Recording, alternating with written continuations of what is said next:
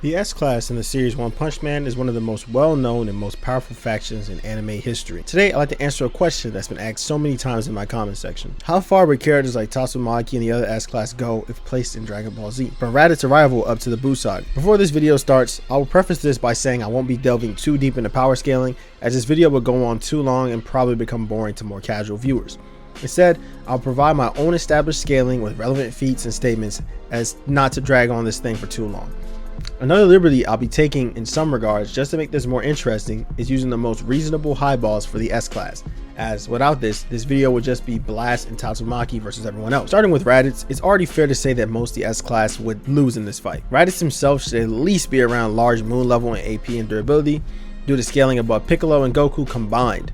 Piccolo alone after this fight being able to evaporate the moon in seconds shows that Raditz couldn't have been that much weaker than Piccolo, considering he scaled above the two. It's pretty much logic at that point. Raditz, however, does have a few win conditions that wouldn't necessarily work on the other Saiyan. Raditz can be placed at a speed around relativistic, mainly due to FTL travel being achieved by Goku after Snake Way. It wouldn't make sense for Raditz to be FTL, but Goku was able to tag him, as well as Gohan speed boosting him to headbutt him when enraged. On top of this, Calcs put Piccolo's beam speed around relativistic when he obliterated the moon. So using that as a basis, Raditz should be at least relativistic plus at a fair scale. This means a lot of the faster tier characters will be able to exploit Raditz's weakness, his tail. Characters like Flashy Flash, Genos, and even Atomic Samurai have the speed necessary to catch Raditz off guard while fighting the likes of Tatsumaki, who will put up a fair fight due to her barrier strength as well as AP.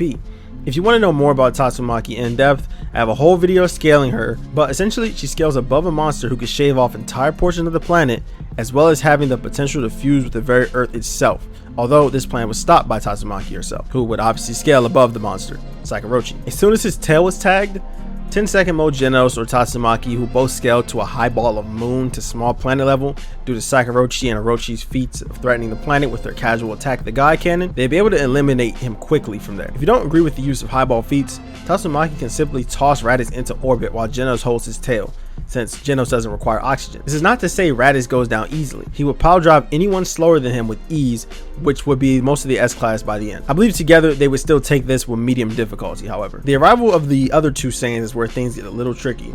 In this scenario, we will follow the exact same plot progression as the plot did, meaning they will face Cybermen 6v17, then Nappa until Blast arrives to assist the fight against Vegeta. I say this because it's just much easier to gauge the progression instead of making a 1v17 per character, per Cyberman, etc. The Cybermen are really weird to scale. Some people like to say that they're around Raditz level, but I believe it's a lot more fair to say they're similar to Raditz in skill rather than power, as Cybermen being large moon level is a crazy thought I don't even need to bother debunking. Anyways, the ones I see coming out on top in this scenario due to speed, durability, hacks, and AP are Atomic Samurai, Genos, Flashy Flash, Bang, and Tatsumaki. This is under the assumption that Tatsumaki doesn't cover everyone in barriers and simply squish all the Cybermen to death, but I think that would be a little too much cheese for this fight. However, if you want to say that since she can, she would, you can go ahead and use that to say everyone would survive, because Nappa, when they all face them, it's going to change everything. If for whatever reason you don't think some of these characters would survive, the likes of Genos is comparable in power to a holding back Tatsumaki, fighting alongside her temporarily. Bang has a quote-unquote perfect method of defense that allows him to throw attacks back at his opponents, making the chances of him being grappled or even struck by even much stronger opponents, and Flashy Flash and Atomic Samurai too fast to be tagged by the Cybermen. Now, moving on to the actual fight, Nappa versus our remaining S-Class heroes. I think it's safe to say there's going to be a lot of carnage. Even with a high ball, the likes of Atomic Samurai and Bang will be in extreme danger. You can maybe make the argument that Bang's hacks allow him to at least survive the encounter, as he would just repel away Ki Blast in any hand-to-hand combat, but we have yet to see him defend against any planetary foe. So I think even with Wank and Highball, Bang and Atomic Samurai, who are slower than Nappa, will be killed in minutes. Even though we've seen Nappa hold back in character, I don't think in this case it's tangible enough to say someone like Child Emperor or Drive Knight will get a chance to damage him due to that.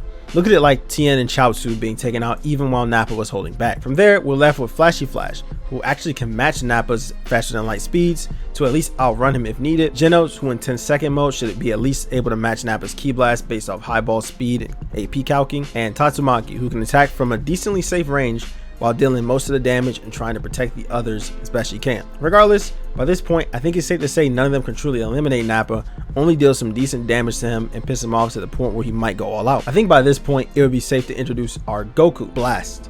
Blast, another character I've already scaled, completely outscales Nappa, even beyond how much Goku did when he arrived. All his powers, warping away all his nuclear fission and gravity knuckle punches with relative ease. For context, each of Gero's nuclear fission punches should scale above or to his extreme Fajin, an attack he used while at his strongest monster form without god powers, to nearly push through the earth itself. This is also proven when we see how the explosion dwarfs what's left of the city beneath it, giving each punch the potential to shatter multiple continents or a small moon based on some calcs for the extreme Fajin. During the fight, it's also heavily implied that Blast is holding back due to his focus on saving the heroes, but regardless of this, he's able to easily keep up with Cosmic Fear Gero. It can also be reasoned that Blast could possibly win the fight due to his serious punch squared feat and relative scaling to Gero with and without Saitama's powers, and I'll go over that right now. When Gero copies Saitama's serious punch, or serious mode, and clashes fist, Blast is able to react so fast even Saitama and Gero seem to move in slow-mo. For context, at this point, multiple calcs would put Gero and Saitama at massively faster than light speeds, from lowballing it to thousands all the way up to the highball of billions faster than light, based on some feats involving their movement, how fast they were able to move between Earth and Jupiter, so on and so forth. He warps them and the energy from the punch in orbit and is able to contain it long enough for the other galactic crew to help redirect it. This is extremely impressive because the amount of power it would take to stop and hold this would have to scale to or above the damage of the serious punch squared. Visually, it can be reasoned that the serious punch squared is solar system to multi-solar system,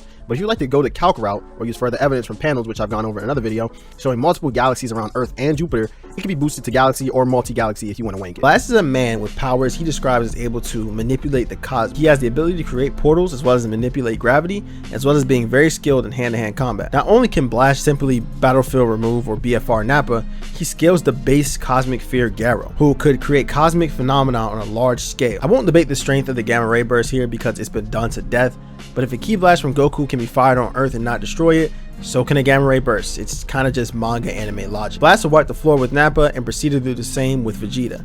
Vegeta at this point is a multi-planet level being, stronger than his father who could wave away planets with ease.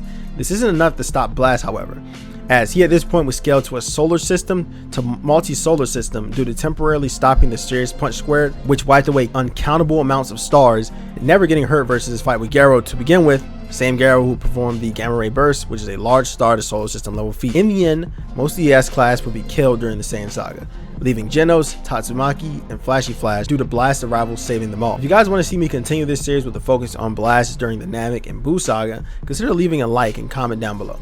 See you guys in the next upload. Peace.